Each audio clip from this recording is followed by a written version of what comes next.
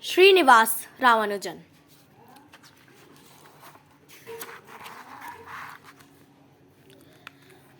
Srinivasa Ramanujan was born in Erode, India. Among the five siblings, only his eldest brother lived long enough to enter adulthood, and everyone else had passed away at a very young age due to various illness. Srinivasa's health was also affected by smallpox when he was 2 years old. He recovered, but his health always remained weak ever since. At the time, India was ruled by the British, and they didn't provide good education to Indian children. All they taught were the basics and wasn't of good quality. Due to this, Ramanujan found it too boring to attend school, and he started skipping classes. One day, as usual, he had skipped school and was sitting under a tree. Suddenly, a police officer came walking towards him. He stopped and took him by the arm and started taking him along. With wide eyes, a scared little Ramanujan asked, "Where are you taking me? What have I done?" The police officer said, "I am putting you in a jail." "Why? I promise I didn't do anything wrong," Ramanujan cried. The police officer replied, "You don't think speaking school is wrong? If you don't want to go to school, then let's go to jail." Hearing this, Ramanujan started crying louder. The officer looked back at the kid and felt bad for making him sob. He stopped in the tracks and tried to calm him down. "Look," he said in a gentle voice, "to live in this world, you must have money. If you go to school, your education will help you to get a job and earn money."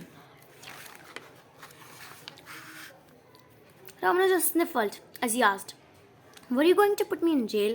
The police officer laughed. "No, I was taking you to school. Your mother told me to look after you. She worries that if you don't learn, you won't earn. Do you understand me, son?" Ramanujan nodded innocently and realized that the man was right. From that day, he started attending school regularly, even though he found it boring.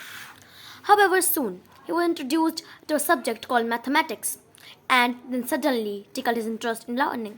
Somehow he seemed to enjoy mathematics, and the concepts kept explaining themselves before the teacher could even teach them.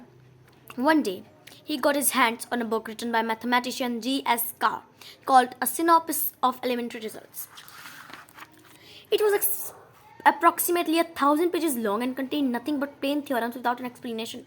The more Ramanujan read the book, the more he understood every equation better. It was as if his brain magically knew the outcomes of every formula and equation. He secured brilliant grades in high school and got a scholarship to attend college. He too excelled in mathematics and left his professors in awe of his abilities. But since he was deeply inclined to only one subject, he ended up failing in every other subject. Without a college degree, Ramanujan couldn't secure a job as well. Instead of being disappointed, he focused on his mathematical research and found it fulfilling. But being an independent researcher did not earn him a wage. He started applying for a job everywhere and soon secured a position as a clerk at the port of Madras in Tamil Nadu, earning 30 rupees per month. He found the work easy and hence finished it all quickly so that he could work on his theorems. His superiors noticed his abilities and found them so exceptional that they suggested he write letters to professor in England. Taking their advice, he drafted a letter to Professor Godfrey Hardy at Cambridge University.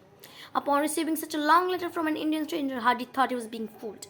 But when he read the 11 pages of theorem that Ramanujan had attached with the letter, he was astonished. He immediately wrote back and invited Ramanujan to England, promising to take care of his expenses. In 1917, Ramanujan arrived in England and started his research with a team of mathematicians. His methods were different, but they realized that he was an absolute genius. When they asked him how he thought himself the subject and could create such complex equations, he said, "An equation for me has no meaning unless it presents me a thought of God. I think of God as Mahalakshmi and Narasimha, and then scrolls of equations just make themselves visible to me." In his short life of 32 years, Ramanujan drafted approximately 3,900 theorems, and most of them were proven right. One of them was used to explain the black holes 92 years after his death, proving that Srinivasa Ramanujan was not just a gifted genius but also way ahead of its time. Thank you.